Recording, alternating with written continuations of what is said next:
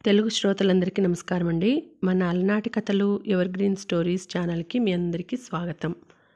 మను మధిలో మధు ధారావాహిక వింటున్నామండి.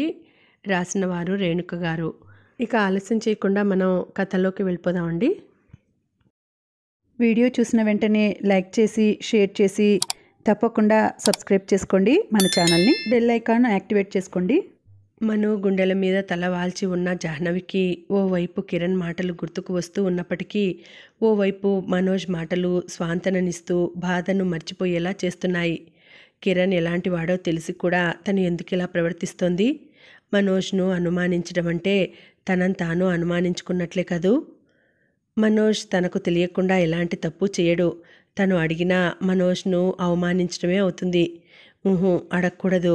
అంతేకాదు, కిరణ్ చెప్పిన విషయం గురించి ఆలోచించకూడదు కూడా. ఇంకెప్పుడు నన్ను వదిలి వెళ్ళకు మరి, సరేనా అంది. చటుక్కున పైకి లేస్తూ బలవంతంగా నవ్వింది. హమ్మయ్యా, ఒక్క క్షణంలో ఎంత భయపెట్టేశావు? తేలికగా నిట్టూడ్చి కారు స్టార్ట్ చేశాడు మనోజ్. చెప్పడం మర్చిపోయాను, స్వాతికి డెలివరీ అయింది. పాప ఎంత ముద్దుగా ఉందో. అంతా స్వాతి పోలికే. అవునా? మన పాపకు కూడా నీ పోలిక వస్తే బాగుంటుంది. ఏం కాదు, నీ పోలిక వస్తేనే బాగుంటుంది. నీ ఫీచర్స్ బాగుంటాయి కదమను. లేదు, కావాలంటే నానమ్మ అత్తయ్య ఎవరినైనా అడుగు. నీ పోలిక వస్తేనే బాగుంటుంది. ఏం కాదు. చటుక్కున ఏదో స్ఫురణకు వచ్చినట్లుగా ఆగిపోయింది. ఒక్కసారిగా సిగ్గు ముంచుకు వచ్చినట్లయి అది కప్పిపుచ్చుకోవడానికి నవ్వేసింది. ఇప్పుడు ఈ టాపిక్ అవసరమా? గట్టిగా భుజం మీద గిల్లింది. నయం, నాన్నమ్మను తాతయ్యను అడిగేస్తావేమో అనుకున్నాను. పకపక నవ్వుతుంటే ఆ ఆకర్షణకు తన్మయత్వానికి లోనైంది. నిన్ను చాలా మిస్ అయ్యాను మను. నా ముఖంలో నవ్వే లేదని అమ్మ ఒకటే కంగారు. నీకు ఫోన్ చేసి వెంటనే రమ్మని చెప్పమని ఒకటే గోలా. మరి నువ్వు రమ్మని పిలవలేదుగా, నేనే వచ్చాను. పిలవకపోతే రావా మరి? వస్తానోయ్, కానీ ఆహ్వానం వస్తే ఆగమనానికి ఉత్సాహంగా ఉంటుంది. అంటే ఇప్పుడు ఉత్సాహంగా రాలేదన్నమాట. కొంటెగా చూసింది. అరే నిన్ను! ఓ చేత్తో డ్రైవ్ చేస్తూ మరో చెయ్యి జాహ్నవి వైపు చాచాడు. ఓయ్, రోడ్డు వైపు చూడు. ఎదురుగా వస్తున్న లారీని చూసి కంగారుగా అరిచింది. మనోజ్ ఇక ఇంటికి వెళ్లే వరకు మాట్లాడకుండా డ్రైవింగ్ మీద దృష్టి పెట్టాడు. ఉదయాన్నే లేవడం, తయారై జాహ్నవిని హాస్పిటల్ దగ్గర వదిలిపెట్టి రావడం, పొలం పనులు చూసుకోవడం, అప్పుడప్పుడు వాసు వాళ్ళింటికి వెళ్ళి పాపను ఎత్తుకొని ఆడించడం, సాయంత్రం హాస్పిటల్ నుంచి జాహ్నవిని ఇంటికి తీసుకురావడం, కంపెనీ పార్ట్నర్స్తో జాహ్నవితో కలిసి ఫోన్లో మాట్లాడటం, వీటన్నింటితో ఒక్క క్షణం తీరిక లేకుండా గడిచిపోతుంది. ఎంత బిజీగా ఉన్నా రోజుకొకసారైనా మధుకు ఫోన్ చేయడం మాత్రం మర్చిపోవడం లేదు. పార్ట్నర్స్ మీటింగుకు ఆహ్వానించడంతో హైదరాబాద్కు బయలుదేరాడు. బట్టలు ఎందుకు సర్దుకుంటున్నావు? రాత్రికి మీటింగ్ అయిపోగానే బయలుదేరి వస్తావు కదా. సూట్ కేసులో సర్దుకుంటున్న బట్టలు అల్లరిగా లాగి పడేస్తూ మారాన్ చేసింది జాహ్నవి. బాగుండదు జాను. ఏంటి మరి బట్టలు లేకుండా మీటింగుకు అంటే? పార్ట్నర్స్ ఏమనుకుంటారో? పెదవుల మధ్య నవ్వును అణిచిపెట్టి గొనిగాడు. నువ్వు చెవి పట్టుకొని మెలి తిప్పి, నిన్ను బట్టలు లేకుండా మీటింగుకు వెళ్ళమనడం లేదు, ఇన్ని డ్రెస్సులు ఎందుకు అంటున్నాను చిరుకోపంగా అంది. వెళ్ళిన చోట అన్ని పనులు చూసుకొని రావాలంటే ఓ 2 రోజులు ఉండాలి కదా. పనైపోగానే వచ్చేస్తాను శ్రీమతి గారు. సున్నితంగా చెక్కిళ్లను చేతులతో పట్టుకుని నుదుటిపై ముద్దు పెట్టుకుంటూ అన్నాడు. తడిసిన కళ్ళను చటుక్కున దించుకుంది. బావా! వెయిటింగ్ గదిలో వెయిట్ చేస్తున్న మనోజ్ దగ్గరకు పరిగెత్తుకుంటూ వచ్చి అడుగు దూరంలో ఆగింది. మధు కళ్ళల్లో సంతోషాన్ని చూసిన మనోజ్ మనసులో ఆనందం ఉప్పెనలా పొంగింది. ఎలా ఉన్నావు మధు? బాగున్నాను. వస్తున్నట్లు చెప్పనేలేదు. అలకగా చూసింది. అనుకోలేదు వస్తానని. అమ్మమ్మ తాతయ్య ఎలా ఉన్నారు? బాగున్నారు. అవును బావా, నీకు పెళ్ళయిందన్నావు కదా, తన పేరేంటి? Jahnavi. Nice name. Thank you. Jahnavi బాగుందా? బాగుంది. ఇంతకు నీకు ఆఫీస్ ఉందా? ఉంది బావా. సెలవు పెట్టేనా? ఎక్కడికైనా వెళ్దామా? ఉత్సాహంగా అడిగింది. ఇప్పుడా? సందిగ్ధంగా చూశాడు. పనేమైనా ఉందా? పర్లేదులే బావా. తేలికగా అనేసినప్పటికీ చిన్నబుచ్చుకున్నట్లు ముఖమే చెప్పింది. పనేం లేదు కానీ ఊరికి వెళ్ళాలి. ఇప్పుడేగా వచ్చావు, సాయంత్రం బయలుదేరి వెళ్ళవచ్చు కదా అంటూ ఆశగా చూసింది. సరే పద, ఎక్కడికి వెళ్దాం? తప్పడు మూవీకి వెళ్దాం బావా. అదేం పేరు విచిత్రంగా చూశాడు. హిందీ మూవీ బావా. నాకు హిందీ రాదే నిస్సహాయంగా చూశాడు. నేను చెప్తానుగా, అయినా హిందీ సినిమా చూసేందుకు హిందీ రానవసరం లేదు, చూస్తూ ఉంటే అదే అర్థమవుతుంది. నేను చెప్తానులే. రమ్య నేను వెళ్ళాలనుకున్నాం, కానీ కుదరలేదు. ఓహ్, నీకు చెప్పనే లేదు కదూ. రమ్యకు నాకు హైదరాబాద్ ట్రాన్స్ఫర్ అయింది. నాకు ఓ నెల టైం ఉంది. తను వెళ్ళి జాయిన్ అయింది. హాస్టల్లో చేరలేదట, తెలిసిన వారింట్లో ఉందట. నేను వెళ్ళాక ఓ ఇల్లు రెంటుకు తీసుకుని ఉందామంటోంది. హాయిగా వండుకొని తినవచ్చు కదా. వండుకొని తినడం హాయా? జాబు వంట కష్టం కాదా? ఏం కాదు, నువ్వు వచ్చినప్పుడు హోటల్లో ఉండవలసిన అవసరం లేదు కదా బావా. హైదరాబాద్లో హోటల్లో ఎందుకుంటాను? మామయ్య ఇల్లు ఉంది కదా. వెళ్తావా బావా వాళ్ళింటికి? బాగుంటారా నీతో? మధు అడిగినప్పుడు కానీ గుర్తుకు రాలేదు తనేమన్నాడో. మామయ్య చనిపోయాక 1-2 సార్లు వెళ్ళాను. పిన్ని మంచిదేనా? బాగుంటుందా నీతో? సినిమా ఎన్నింటికి? చకచకా తయారైరా, మరలా నేను సాయంత్రం బయలుదేరి వెళ్ళాలి. హడావిడి చేశాడు. ఈ డ్రెస్ బాగాలేదు. తన డ్రెస్ వంక చూసుకుంటూ అంది. నీకు ఏ డ్రెస్ అయినా బాగుంటుంది. సరే వెళ్దామా? ఒక్క నిమిషం. స్కూటీ మధు నడుపుతుంటే వెనక కూర్చున్నాడు. థియేటర్ చేరేటప్పటికీ సినిమా ప్రారంభం కాలేదు. అమ్మయ్య, బిగిన్ కాలేదు. టిక్కెట్లు తీసుకుని హాల్లోకి వెళ్ళేటప్పుడు మనోజ్ అన్నాడు. బిగిన్ అయితే మాత్రం ఏం బావా, నిజంగా నేనైతే నీతో కాసేపు సమయం గడిపినట్లుగా ఉంటుందని వచ్చాను, సినిమా కోసం కాదు అంటూ ఆత్మీయంగా చూసిన మధు చూపుకు తన గుండె పొరలలో కలిగిన సన్నని అలజడి మనోజ్కు కంగారు కలిగించింది. సినిమా ప్రారంభం కాగానే కాళ్ళు బార్లా చాపి సీటులో బాగా వెనక్కి వాలి పడుకుంటూ, నేను కాసేపు కొనుక్కు తీస్తాను, ఈ భాష నాకు అర్థం కాదు అన్నాడు. అదేం కుదరదు, నేను ట్రాన్స్లేట్ చేస్తానుగా, లే ముందు. సరిగా కూర్చో, చెయ్యి పట్టుకొని లేపింది. సినిమా జరుగుతుంటే మనోజ్కు సీన్స్ వివరించబోయింది. అబ్బా, ఇదెక్కడి గోలా? వెనక సీట్లో వారు విసుక్కున్నారు. ష్, కామ్గా చూడు, నాకు అర్థం కానంత మాత్రాన వచ్చిన నష్టమేమీ లేదు మందలించాడు మనోజ్. ఇంటర్వెల్లో బయటకు వెళ్ళి స్నాక్స్ తీసుకువచ్చి మధుకి ఇస్తుంటే, hi Madhu, what is surprise? వెనక సీట్లో నుంచి పలకరించాడు మహేష్. మహేష్, మీరా? మీరేంటి ఆఫీస్కు వెళ్లకుండా? అక్క వచ్చిందండి, ఒకటే గోల, తనను ఎక్కడకు తీసుకువెళ్ళడం లేదని. అక్క, మధులిక అని చెప్పాను కదా, తనే. ప్రక్కనున్న ఓ 35-40 ఏళ్ల మధ్య వయస్కురాలికి పరిచయం చేశాడు. ఆవిడ అప్పటికే నోట మాట రానట్లు మధును కళ్ళప్పగించి చూడసాగింది. హాయ్ అండి, మా పక్క సీట్లు ఖాళీగానే ఉన్నాయి, ఇలా వచ్చేయండి పిలిచాడు మహేష్. మనోజ్ సీట్లో నుంచి లేవబోతుంటే గట్టిగా భుజం మీద గిల్లి, పర్లేదు మహేష్, ఇక్కడ బాగానే ఉంది మర్యాదగా చెప్పి సీట్లో కూర్చుంది. ఎక్కడైతేనేం, వెళ్తే ఏమైంది? భుజం మీద రుద్దుకుంటూ చిన్నగా అన్నాడు. గట్టిగా గిల్లానా? తను కూడా భుజం మీద తడిమింది. లేదులే, సున్నితంగా మధు చేతిని వదిలించుకున్నాడు. మా టీం మేనేజర్ పట్టుకుంటే వదలడు గుసగుసగా చెప్పింది. ష్, ఊరుకో, వింటే బాగుండదు సున్నితంగా మందలించాడు. స్నాక్స్ కవర్ తీసుకోమంటూ మను ముందు పెట్టింది. వద్దు, అలవాట్లేదు, నువ్వు తిను. తీసుకో. వద్దంటుంటే. తిను బావా, బలవంతంగా నోట్లో కుక్కింది. అరే, ఎవరైనా చూస్తారు ఏంటిది?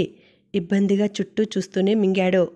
సినిమా శుభం కార్డు పడగానే గబగబా మనోజ్ చెయ్యి పట్టుకుని పరుగు తీసినట్లుగా బయటకి దారి తీస్తుంటే, ఏమిటి మధు ఆ తొందర? విసుక్కున్నాడు. తొందర కాదు బావా, మహేష్ చూశారంటే ఇక వదలడు, పద పద. మధులిక, మధులిక, మహేష్ పిలుపు వెనక నుంచి వినిపించింది. అదిగో, నువ్వు చెప్తే వినవు బావా, విసుక్కుంది. అప్పటికే దగ్గరగా వచ్చేశాడు మహేష్ వాళ్ళ అక్కగారితో కలిసి. హాయ్. హాయ్ మహేష్, ఇబ్బందిగా పలకరించింది. ఇప్పుడెక్కడికి? హాస్టల్కి అని మధు. లంచ్కి అని మనోజ్ ఇద్దరు ఒకేసారి అన్నారు. లంచ్కైతే మాతో రావచ్చు కదా, చటుక్కున అన్నాడు మహేష్. మధు చిరుకోపంగా చూసింది మనోజ్ వంక. మధు ఇష్టం, తనేమంటే అదే అన్నాడు మనోజ్ తమాయించుకుంటూ. తనేమంటుంది? మీరు వస్తానంటే తను వస్తుంది, మీరు వస్తున్నారు కదా మనోజ్ను చూస్తూ అన్నాడు మహేష్. మధు వద్దని చెప్పమన్నట్లుగా కళ్ళతోనే సైగ చేసింది. నాకిష్టమే మధు ఒప్పుకుంటే మనోజ్ అనేశాడు. మధు మీకేం అభ్యంతరం లేదుగా? తప్పదన్నట్లుగా తలాడించింది. ప్లీజ్ కమ్ అంటూ కారు పార్కింగ్ వైపు అడుగులు వేశాడు. అబ్బా! జబ్బ తడుముకుంటూ కెవ్వున అరిచాడు మనోజ్. ఎన్నిసార్లు సైగ చేసినా అర్థం కాదా నీకు? అతనొక నసమనిషి. పట్టుకుంటే వదలడని చెప్తుంటే వినవేం? భుజాన్ని గట్టిగా వదలకుండా గిల్లుతూనే ఉంది. మంచి లంచ్ ఇప్పిస్తానంటే ఎలా కాదనడం చెప్పు? చూడ్డానికి మంచివాళ్లానే అనిపిస్తున్నాడు నాకేమో. నా కారులో వెళ్దాం రండి.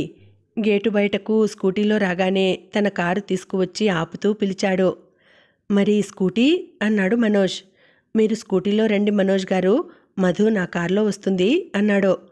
వద్దు, బావ మీ కారులో వస్తారు, నేను స్కూటీలో మిమ్మల్ని ఫాలో అవుతాను అంటూనే మనోజ్ వైపు దిగమన్నట్లుగా చూసింది. మనోజ్ దిగి మహేష్ కారులో కూర్చున్నాడు. అతనికి నువ్వంటే చాలా ఇష్టం అనిపిస్తోంది మధు. లంచ్ అయిపోయి మహేష్ వాళ్ళు వెళ్ళిపోయాక అన్నాడు మనోజ్. మధు మౌనంగా ఉండిపోయింది. మాట్లాడవేం? మంచివాడే కదా? అతని మీద నీ అభిప్రాయం ఏంటి? మరలా రెట్టించాడు. మంచివాడైతే ప్రేమించేస్తామా బావా? ప్రేమ ఎప్పుడు ఎవరి మీద కలుగుతుందో చెప్పలేం కదా. నేను ఒకరిని ప్రేమించాను. వావ్! మరి చెప్పవేం? నువ్వు ఇంతకు ముందే ప్రేమలో ఉన్నావన్నమాట. ఆ విషయం చెప్తే నేను ఇలా అడగనుగా. చెప్పు మధు, ఎవరా అదృష్టవంతుడు? ఏం లాభం లేదు బావా, ఆ వ్యక్తికి పెళ్ళైపోయింది పెదవి విరుస్తూ అంది. మనోజ్ ఒక్క క్షణం స్తబ్దుగా ఉండిపోయాడు. మరుక్షణం సూటిగా మధు కళ్ళలోకి చూశాడు. నిజం బావా, ఒట్టు? ఏమాత్రం తడబడకుండా అంది. సర్లే, పెళ్ళైపోయిందంటున్నావుగా, ఆ విషయం గురించి వదిలేయి. నేను సీరియస్గా అడుగుతున్నాను. మహేష్ను పెళ్లి చేసుకునేందుకు నీ అభ్యంతరం ఏంటి? నాకు పెళ్లి చేసుకోవాలని లేదు, ముక్తసరిగా అంది. మరి నా బాధ్యత ఎప్పుడు తీరాలి మధు? నువ్వు అలా అంటే నీ బాధ్యత తీరేందుకు నాకిష్టం లేని పెళ్లి చేసేస్తావా? ఇష్టం లేని పెళ్లి ఎందుకు చేస్తాను మధు? ముఖం మార్చుకున్నాడు. అలాంటప్పుడు నా పెళ్లి ప్రస్తావన తీసుకురాకు, నిక్కచ్చిగా అంది. మనోజ్ గంభీరంగా ఉండిపోయాడు. సరే వెళ్దాం పదా. నువ్వు హైదరాబాద్ ఎప్పుడు షిఫ్ట్ అవుతున్నావు? ఈ నెలాఖర్లో. వస్తావా బావా అప్పుడు? అభ్యర్థనగా అడిగింది. వీలు కాదు. హాస్టల్ దగ్గర వదిలిపెట్టి వెనుతిరిగాడు. నా మీద కోపంగా లేదుగా బావా? ఎందుకు? విచిత్రంగా చూశాడు. నేను పెళ్లి విషయంలో నీ మాట వినలేదని. సరే ఉంటాను మరి. సమాధానం చెప్పలేదు. నీ పెళ్ళి నీ ఇష్టం, మధ్యలో నాకు కోపం ఎందుకు? మావయ్య ఉంటే ఇలా అనేదానివి కాదు కదా. అదిగో అలా అంటున్నావంటే నువ్వు కోపంగా ఉన్నట్లే. నాకు నాన్నగారి తర్వాత ఉన్న ఒకే ఒక ఆత్మీయుడివి నువ్వే బావా. అలాంటప్పుడు నా మాట వినాలి కదా.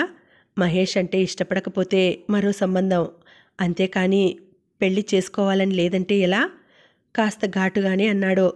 ముఖం దించుకొని మౌనంగా ఉండిపోయిన మధుని చూస్తుంటే మనసులో ఎక్కడో కలుక్కుమన్న భావన. మనోజ్ ఊరు చేరేసరికి బాగా పొద్దుపోయింది. గేటు తీసుకొని లోపలికి వచ్చేసరికి వసుంధర ఎదురు వచ్చింది. వస్తానని ఫోన్ చేయలేదేంటి మనో? జాహ్నవికి కూడా చెప్పలేదనుకుంటాను. నిద్రపోతోంది, లేపమంటావా? వద్దత్తయ్య, నిద్రపోనివ్వండి. స్నానమయ్యాక భోజనం చేసి గదిలోకి వచ్చాడు. పక్కకు తిరిగి పడుకొని గాఢ నిద్రలో ఉన్న జాహ్నవిని చూస్తుంటే మనసులో ఏదో మూల చిన్న జంకు మొదలైంది. చేస్తున్నది తప్పు కాకపోయినా జాహ్నవికి తెలియకుండా చేస్తుండడం బాధగా ఉంది. నిజం తెలిసిన మరుక్షణం జాహ్నవి ఎంత బాధపడుతుందో. తల్లిని కలుసుకున్నానన్న సంతోషం ఆవిరైపోదు.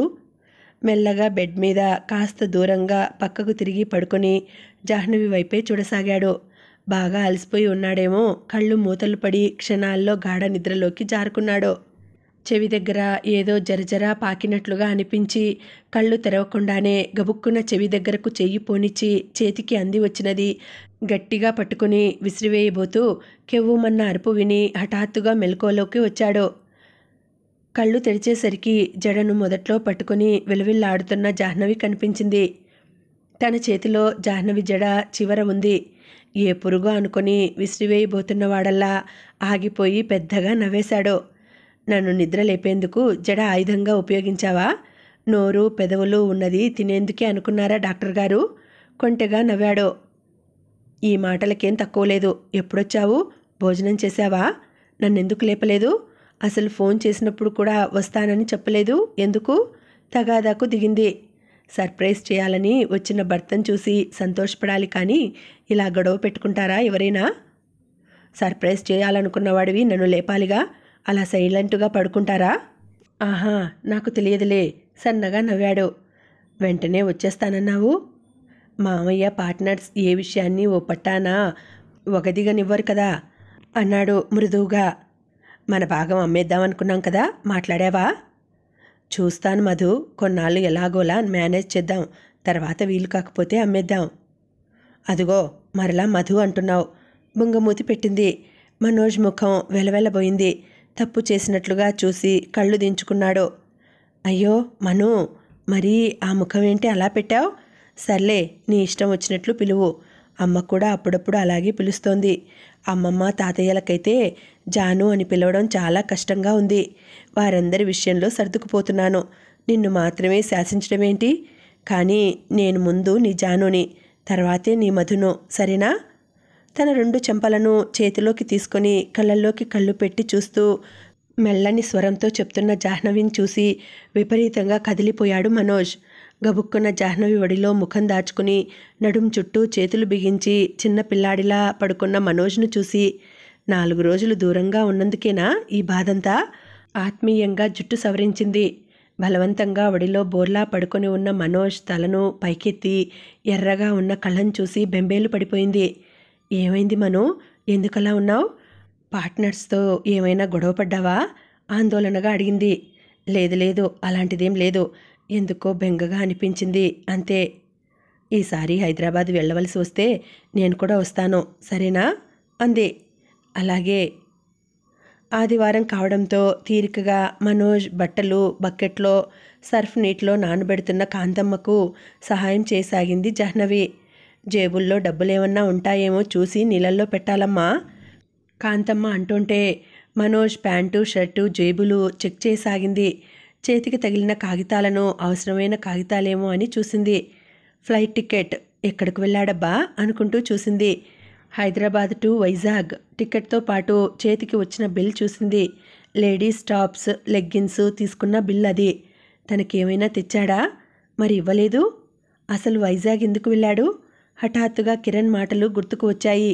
దాంతోపాటు ఊరి నుంచి వచ్చిన రోజు రాత్రి మనోజ్ అర్థం లేని ప్రవర్తన కూడా గుర్తుకు వచ్చింది. ఏం జరుగుతోంది? తనకు మనుకు మధ్య తెలియని రహస్యాలు ఏమైనా ఉన్నాయా? తను మంచివాడు, అడిగేస్తే పోతుంది. కానీ ఏమని అడగాలి? చెప్పేదైతే తనే చెప్తాడుగా. వైజాగ్ వెళ్ళాడు, అయితే ఏమైంది? ఎవరైనా ఫ్రెండ్స్తో కలిసి వెళ్ళి ఉండవచ్చు. ఇక బట్టలు బిల్లు, ఫ్రెండ్ ఫ్యామిలీతో కలిసి షాపింగ్కు వెళ్ళారేమో. అక్కడ తను బిల్లు కట్టాడేమో. మామయ్య చనిపోయిన రాత్రి మనోజ్ వైజాగ్ వెళ్ళాడట. ఓ అమ్మాయిని తీసుకువచ్చి 5 స్టార్ హోటల్లో బస చేశాడట. కిరణ్ మాటలు గుర్తుకు వచ్చాయి. మనసంతా కలిచివేసినట్లుగా ఉంది. కడుపులో తిప్పేస్తోంది. జానమ్మ, ఏమైంది తల్లి? కాంతమ్మ కంగారుగా అంటున్న మాటలు వినిపించాయి. ఆ తర్వాత ఏమైందో తెలియదు. జాను! కాంతమ్మ అరుపులకు మనోజ్ పరిగెత్తుకుంటూ వచ్చి కాంతమ్మ చేతులలో వాలిపోయి ఉన్న జాహ్నవిని తన దగ్గరకు తీసుకున్నాడు. ఉన్న చోటే శక్తి లేనట్లుగా జాహ్నవిని పట్టుకుని మోకాళ్ల మీద కూర్చున్నాడు. కాంతమ్మ కేకలకు అందరూ పరిగెత్తుకొచ్చారు. వసుంధరకు కూతుర్ని అలా స్పృహలేని స్థితిలో చూడగానే పై ప్రాణాలు పైనే పోయాయి. కాంతమ్మ, నీళ్లు తీసుకురా అరిచాననుకున్నాడు మనోజ్. కానీ తన చెవులకే ఎంతో బలహీనంగా వినిపించింది. వసుంధర నీళ్లు కూతురి ముఖాన చల్లుతూ ఏమైంది మను ఆందోళనగా అడిగింది. నాకు తెలియదత్తయ్యా. నీళ్లు చల్లిన తర్వాత స్పృహలోకి వచ్చిన జాహ్నవికి తన ముఖానికి దగ్గరగా ముఖముంచి కంగారుగా చూస్తున్న మనోజ్ కనిపించాడు. ఆ ప్రక్కనే తల్లి, అమ్మమ్మ, తాతయ్య. ఏమైందిరా? ప్రేమనంతా నింపుకొని మృదువుగా మనోజ్ నోటి వెంట వచ్చిన ఆ ఒక్క మాటకే కరిగి నీరైంది. అరే, ఏమైంది? ఎందుకు ఏడుస్తున్నావు? గట్టిగా జాహ్నవి తలను గుండెలకు హత్తుకున్నాడు. మను, మెల్లగా లేపి తీసుకొని రారా, దిష్టి తీస్తాను. ఏ పాపిష్టి కళ్ళు పడ్డాయో నా బంగారు తల్లి మీద. అనసూయమ్మ గారి బాధ. ఆ హాస్పిటల్లో మరీ విశ్రాంతి లేదు అసలు. ఎంత డాక్టర్ అయితే మాత్రం తన ఆరోగ్యం చూసుకోవద్దు. రామారావు గారి మందలింపు. మెల్లగా మనోజ్ చేతులను వదిలించుకుంటూ లేచి నిల్చుంది. ఏం లేదమ్మా, కంగారు పడకండి. కాస్త కళ్ళు తిరిగాయి, అంతే. విశ్రాంతి తీసుకుంటే సరిపోతుంది. చిన్నగా తల్లికి చెప్తూ బెడ్రూంలోకి నడిచింది. అంతటికీ కారణమైన ఫ్లైట్ టికెట్, బట్టల బిల్లు ఓవైపు నీళ్లలో పడి కొట్టుకుపోసాగాయి. హలో బావా, వచ్చేశాను. వచ్చేసావా? ఎప్పుడు? ఎక్కడికి? నిన్న నీకు నత్తి వచ్చినప్పుడే వచ్చాను. జోక్స్ చాలు, ఎక్కడికొచ్చావు? హైదరాబాద్ బావా, చెప్పానుగా ట్రాన్స్ఫర్ అని. ఒక్కదానివేనా? శ్రమ అనిపించలేదు? లేదు, అక్కడ ఆఫీస్లో కొలీగ్స్ వచ్చారు. ట్రైన్ ఎక్కించడానికి, రిసీవ్ చేసుకునేందుకు స్టేషన్కు రమ్య వచ్చింది. నన్ను పిలవాల్సింది కదా, ఎవరూ లేనట్లు ఒంటరిగా ప్రయాణం ఏంటి? పిలిచాను మహాప్రభో, తమరు వీలు కాదన్నారు. నన్నెప్పుడు పిలిచావు? నువ్వు వైజాగ్ వచ్చినప్పుడు చెప్పాను, రాలేనన్నావు. అవునా, గుర్తులేదు, సారీ మధు. మనోజ్ గొంతులో పశ్చాత్తాపం. నాకు చిన్నప్పటి నుంచి అలవాటే బావా, నువ్వు ముందే రానని చెప్పావు. నాన్నైతే అసలు వస్తానని చెప్పి వచ్చేవారు కాదు. బావా. అరే ఏంటా కేకలు? ఫోన్లో అలా అరుస్తారా ఎవరైనా? లైన్లో ఉన్నట్లా లేనట్లా? మౌనంగా ఉంటే అరవను మరి. ఇల్లు బాగుందా? బాగుంది, కానీ ఒకటే ప్రాబ్లం. ఏంటి? కంగారు పడ్డాడో. ఇంటి ఓనర్స్ ఇద్దరూ బాగా ముసలివాళ్ళు, బండ చెముడు. మనం వాళ్లతో మాట్లాడాలంటే వారికి తప్ప చుట్టుపక్కల అందరికీ వినిపిస్తుంది. అవును, మహేష్ ఏమన్నాడు నువ్వు వచ్చేస్తుంటే? తను కూడా ఇక్కడికే వచ్చేస్తానని చెప్పాడట ఆఫీస్లో. వచ్చే వరకు హ్యాపీగా ఉంటాను. మరొక్కసారి ఆలోచించకూడదా మధు అతని గురించి? వాళ్ళ అక్కగారు కూడా మంచివారిలా ఉన్నారు. మధు మధు. ఫోన్ కట్ అయిన శబ్దం. మనోజ్ మరలా ఫోన్ చేశాడు. రింగ్ అవుతోంది కానీ లిఫ్ట్ చేయడం లేదు. మరలా చేశాడు. ఏం చేయాలో పాలుపోలేదు. అసహనంగా అనిపించింది. ఫోన్ తీసి బెడ్ మీద విసిరి కొట్టాడు. ఎవరికి ఫోన్ మను? జాహ్నవి స్వరంతో అంతెత్తున ఉలిక్కిపడ్డాడు. జాను, ఎలా ఉంది ఇప్పుడు? మాట మార్చేస్తూ అన్నాడు. బాగుంది, కానీ ఫోన్లో ఎవరు మను? ఎందుకలా విసిరి కొట్టావు ఫోను? అంత ఇరిటేషన్ ఎందుకు? జాహ్నవి సూటిగా చూస్తూ అడుగుతుంటే తడబడ్డాడు. Wrong number. ఎవరో ఏం అవసరమో అని తిరిగి చేస్తుంటే సమాధానం ఇవ్వడం లేదు. అందుకే నసిగాడు.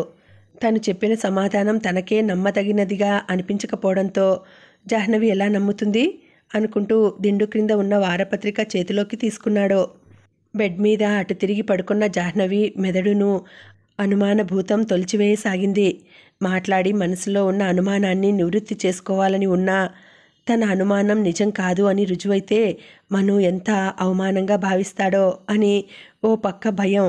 కేవలం కిరణ్ మాటలు, ఓ ఫ్లైట్ టికెట్, ఓ షాపింగ్ బిల్లుతో తన ప్రియాతి ప్రియమైన మనును అనుమానించడం సమంజసం కాదు కదా అనే జిజ్ఞాస ఆపేస్తోంది. మను, హైదరాబాద్ నేను వస్తాను.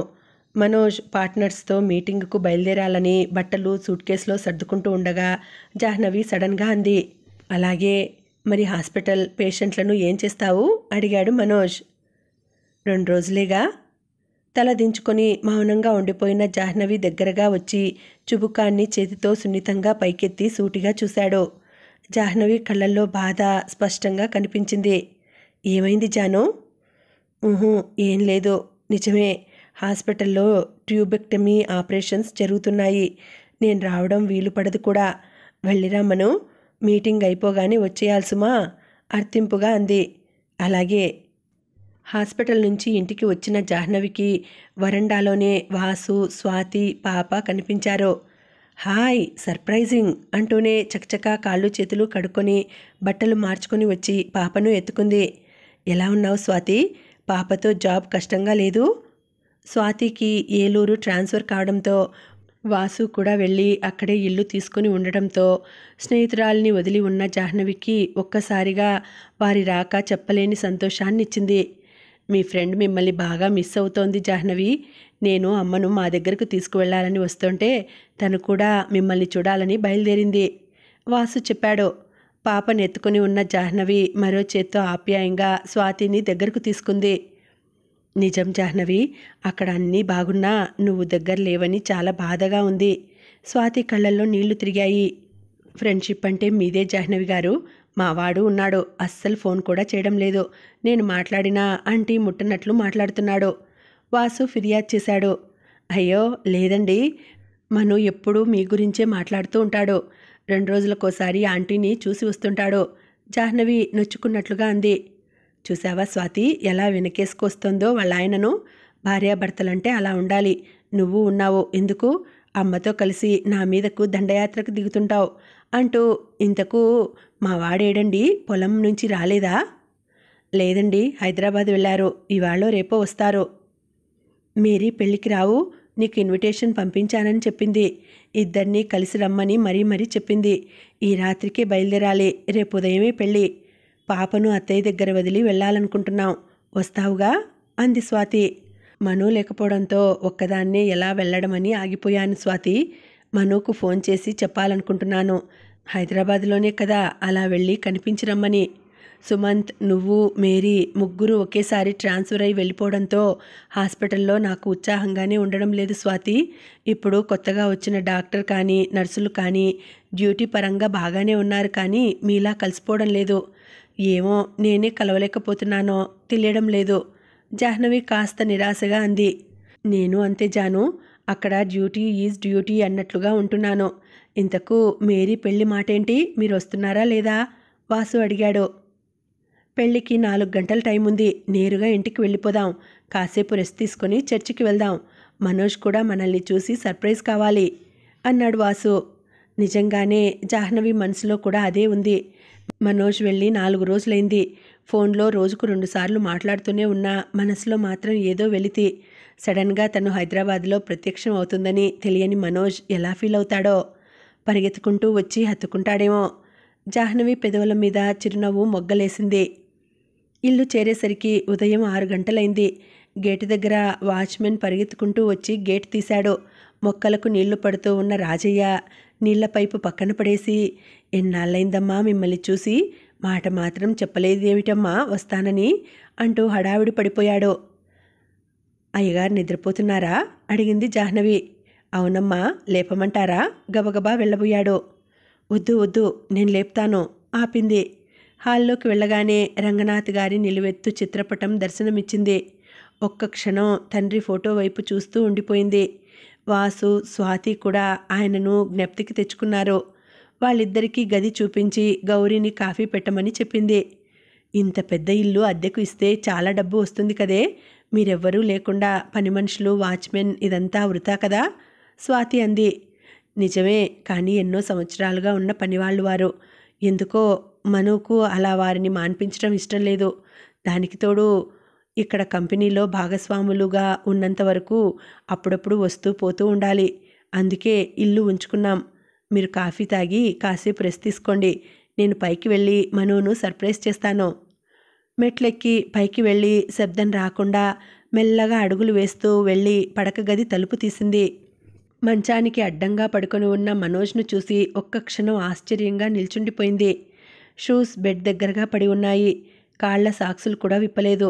చెదిరిన జుట్టు, నిద్రలో కూడా బాగా ఒత్తిడికి గురైనట్లుగా ఉన్న ముఖం. ఏమైంది మనోజ్కు? హాస్పిటల్ నుంచి వచ్చి తను అలసటతో మంచం మీద అడ్డంగా పడుకుంటే తనను కూడా మెత్తగా మందలించి తనను లేపి మరీ పక్క నీట్గా సరిచేస్తాడు. ఎంత నిర్లక్ష్యంగా షూస్ కూడా బెడ్ దగ్గర విప్పి పడేయడం ఎప్పుడూ చూడలేదు. కొంపదీసి తాగడం లాంటి వ్యసనాలు అలవడలేదు కదా. గుండె గబగబా కొట్టుకుంది. చచా, మనోజ్ ఎప్పుడూ అలా చేయడు. తను ఇలా మనసులో అనుకోవడం కూడా పాపమే. నెమ్మదిగా దగ్గరకు వెళ్ళి మెల్లగా వంగి నుదుటి మీద పెదవులతో మృదువుగా స్పృశించింది. మనోజ్ గబుక్కున కళ్ళు తెరిచాడు. ఒక్క క్షణం అయోమయంగా చూశాడు. మరలా కళ్ళు మూసుకున్నాడు. మరీ ఇంత మొద్దు నిద్ర? చెవి దగ్గర గుసగుసలాడింది. నిజంగా వచ్చావా? కల కాదా? ఒక్క ఉదటన పైకి లేచి అన్నాడు. కల అనుకొని చూసి మరలా కళ్ళు మూసుకున్నావా? జాహ్నవి పక్కున నవ్వింది. అవును, అమాయకంగా ముఖం పెట్టాడు. బుద్ధు, నిజంగానే వచ్చాను. ముఖాన్ని చేతులతో పట్టుకొని ముద్దుగా ఢీకొట్టి అంది. ఎందుకొచ్చావు? నేను రేపు వచ్చేసేవాడిని కదా సందేహంగా చూస్తూ అడిగాడు. వస్తే సంతోషిస్తావనుకొని వచ్చాను. ఇంత బాధపడతావనుకుంటే వచ్చేదాన్ని కాదు. బుంగమూతి పెట్టింది. రావడం సంతోషమే, శ్రమ తీసుకున్నావని అంటున్నాను అంతే సర్ది చెప్పబోయాడు. ఒకసారేమో కళ అంటావు, మరోసారేమో ఎందుకొచ్చావు అంటావు. ఇక ముందెప్పుడు ఇలా రాన్లే. చిరుకోపంగా ముఖం తిప్పుకుంది. అబ్బా, నీతో అంతా కష్టమే సుమా, ఎందుకొచ్చావని అడగడం కూడా తప్పేనా? అందున కట్టుకున్న పెళ్ళాన్ని నవ్వేస్తూ ముఖంలోకి అప్పుడే చూస్తున్నట్లుగా కళ్ళేంటి అలా ఎర్రగా ఉన్నాయి అన్నాడు. రాత్రి ప్రయాణంతో నిద్రలేదు, అంతే. మేరీ పెళ్లి మను, వాసు, స్వాతి కూడా వచ్చారు, కింద ఉన్నారు. పాప కూడా వచ్చిందా? 2 మెట్లు ఒకేసారి దిగి కిందకు వచ్చాడు. పాప రాలేదు, వెనక నుంచి కేక పెట్టింది. పాపని తీసుకురాకుండా ఎందుకొచ్చారు అని మనోజ్ కోపంగా వాసును అడుగుతుంటే స్వాతి కూడా నవ్వేసింది. జాహ్నవి గారు, మీకు పిల్లలు పుడితే మనోజ్ పొలం పనులైనా చూసుకుంటాడో లేదో డౌటే, వాసు తేల్చి చెప్పేశాడు. సరే, పెళ్లి టైం అవుతోంది, తయారై వెళ్ళాలి, కానివ్వండి. చకచకా నలుగురు రెడీ అయ్యి పెళ్లికి బయలుదేరారు. చర్చిలో పెళ్లి చూడడం అదే ప్రథమం కావడంతో చాలా ఆసక్తిగా గమనించారు పెళ్లిని. ప్రతి మతంలో కొన్ని మంచి సంప్రదాయాలు ఉంటాయి కదా మను. ఈ పెళ్లి చూడు, పెళ్లిపీటల వరకు వచ్చాక కూడా నీవు ఈ వ్యక్తిని మనస్ఫూర్తిగా ఇష్టపడుతున్నావా అని ఇద్దరిని అడుగుతున్నారు. పెళ్లికి ఇష్టం ప్రధానమనే విషయాన్ని ఎంత బాగా చెప్పారు చూడు. ఏదో ట్రాన్స్లో ఉన్నట్లు మాట్లాడుతున్న జాహ్నవిని విచిత్రంగా చూశాడు. కాసేపయ్యాక టిఫన్కు వెళ్ళబోతుండగా స్వాతి, జాహ్నవి ఏది అంది. సుమంత్తో మాట్లాడుతోంది, మనోజ్ అన్నాడు. ఎంతసేపు చూసినా జాహ్నవి రాకపోవడంతో టిఫిన్ చేసి కదులుదామిక, మీ ఫ్రెండును పిలవండి స్వాతి అన్నాడు మనోజ్. అలాగే అంటూ కదలబోయిన స్వాతి కాస్త దూరంగా టిఫిన్ చేస్తున్న సుమంత్ను చూసి, సుమంత్ అక్కడ ఉన్నారు, జాహ్నవి లేదే అంది. మేరీ దగ్గర ఉందేమో. జాహ్నవి అక్కడెక్కడా లేదన్న విషయం అర్థమయ్యేసరికి ఓ 15 నిమిషాలు పట్టింది. ఫోన్ చేశారు, స్విచ్ ఆఫ్ వస్తోంది. ఏమైంది స్వాతి? చెప్పకుండా ఎక్కడికి వెళ్ళినట్లు? ఫోన్ స్విచ్ ఆఫ్ ఎందుకైంది? ఆందోళనతో మనోజ్ కంఠం వణికింది. చూద్దాం, మీరు కంగారు పడకండి, వాష్రూమ్కి వెళ్ళిందేమో, ఫోన్ ఛార్జింగ్ అయిపోయిందేమో, స్వాతి కంగారును అంచుకుంటూ సర్ది చెప్పింది. మరో అరగంట పాటు వెతికాక పూర్తిగా అర్థమైంది జాహ్నవి ఎక్కడా లేదని.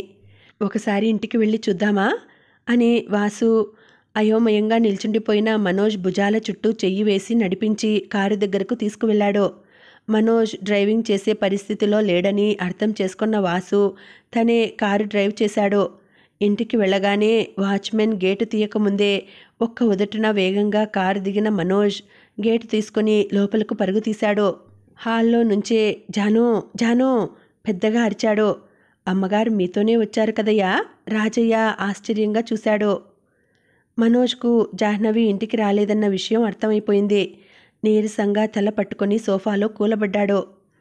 కాసేపు మనోజ్ వైపు సాలోచనగా చూసిన వాసు మనోజ్ ప్రక్కన కూర్చొని భుజం మీద చెయ్యి వేశాడు.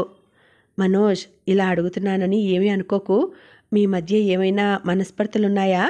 అడగలేక అడిగినట్లుగా అడిగాడు. లేవన్నట్లుగా తల అడ్డంగా ఊపుతున్న మనోజ్కు గబుక్కున ఏదో స్ఫురించినట్లుగా గబుక్కున తల పైకెత్తాడు. అప్పటికే నీటితో నిండిపోయిన కళ్ళను గట్టిగా చేతులతో అద్దుకొని, మీరిక్కడకు ఎన్నింటికి వచ్చారు అడిగాడు.